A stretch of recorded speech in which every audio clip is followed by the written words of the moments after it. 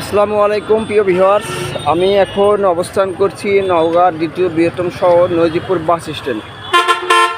আর এই নজিপুর বাস স্ট্যান্ডে আজকে একটু দেখানোর চেষ্টা করব কী কার্যক্রম চলছে বর্তমান। আগামীকাল 1 সেপ্টেম্বর বাংলাদেশ জাতীয়তাবাদী দল বিএনপির 47তম প্রতিষ্ঠাবার্ষিকী উদযাপন উপলক্ষে আসলে ব্যাপক প্রস্তুতি নিচ্ছেন দলীয় নেতাকর্মীরা উদযাপন উপলক্ষে। সেটা দেখানোর আমি চেষ্টা করতেছি। এই যে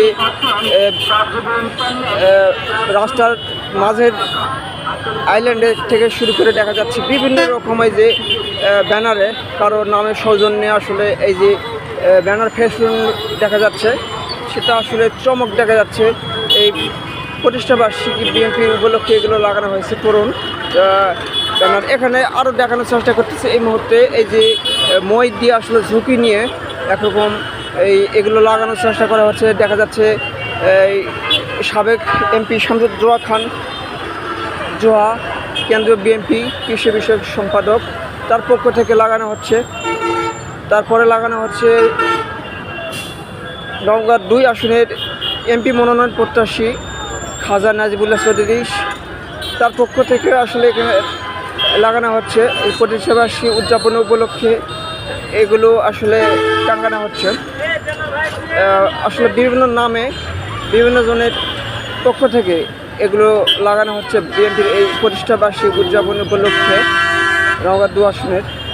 এছাড়া ইতিমধ্যে আরও লাগিয়েছেন বিভিন্ন আসলে তরুণ ঈদ উদযাপন এবং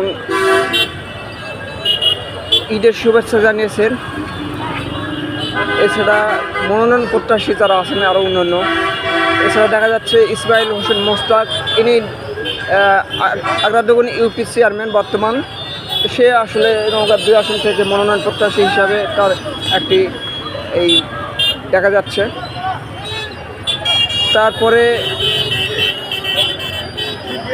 আরেকজন দেখা যাচ্ছে। তো এরকম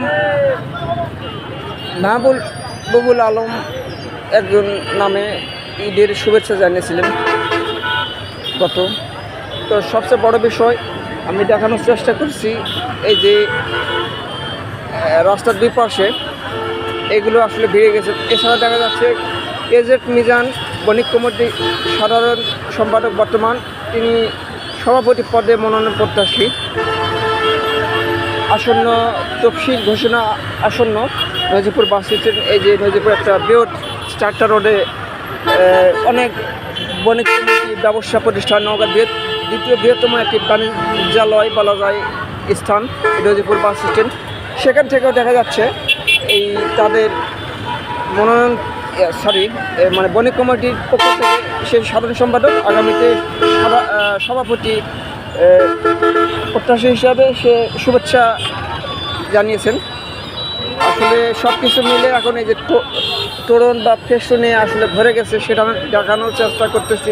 আগামীকাল বিএনপির প্রতিষ্ঠাবার্ষিকী জমকপূর্ণভাবে অনুষ্ঠিত করার লক্ষ্যে প্রস্তুতি গ্রহণ করেছে।